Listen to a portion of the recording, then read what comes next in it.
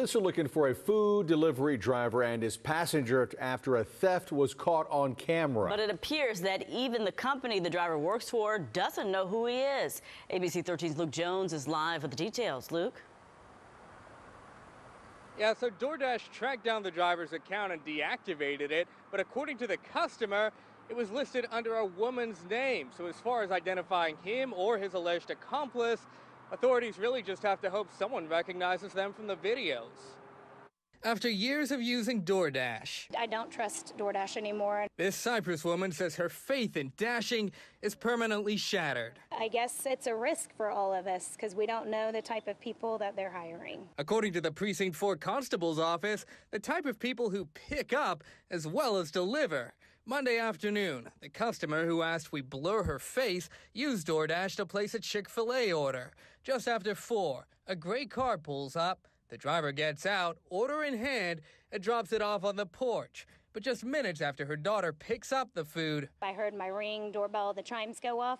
So I just looked. I'm like, oh, who's at our door? a barefooted man walks up to the door and swipes her daughter's friend's $700 scooter, then races out to this car the constable's office says is being driven by the DoorDasher. Pretty bold to do something like that in the middle of the day, somewhere where every house has cameras. The customer reached out to DoorDash, but was horrified to learn they might not even know who's driving for them. It was a male who dropped off the order, but under a female's name. They can hide their names, but they can't hide their faces. And this customer can't hide her disappointment in the app she once trusted. It's been convenient and great, but now that they're hiring this type of people that they're bringing into our very nice and safe neighborhood, I don't trust it at all anymore.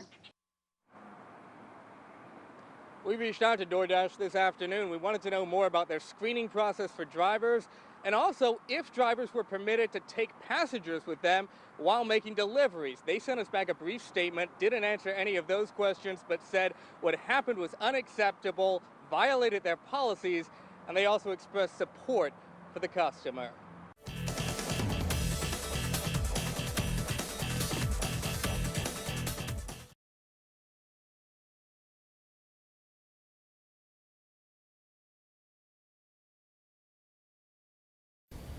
According to the residents at the address where police were first called, it all started over a DoorDash delivery. 3 News Now reporter Aaron Haggerty spoke with them today. The residents here near 73rd and Corby Street say it all started when their DoorDash driver pounded on their front door. It sounded like it was like on the verge of breaking. It was pretty loud. Danny didn't want to go on camera or share his last name, but says the banging interrupted a movie night with his wife. He says the DoorDash driver yelled about the tip when he came out to get the food. Eventually, Danny says he talked back. He pulled his gun out of his waist immediately when I started walking out the door. Raised it up at me. I got back inside real quick. He says that part wasn't captured by the cameras. Once we saw him walking back to his car, we started letting him know he was a coward for pulling a gun out on me in my yard. Then he says the delivery guy left, but found more trouble just down the road. Hey, that fool just pulled a gun out. He said the driver took issue with how a car with 3 teens in it were parked and punched out a window. Danny says his wife was able to get the license plate.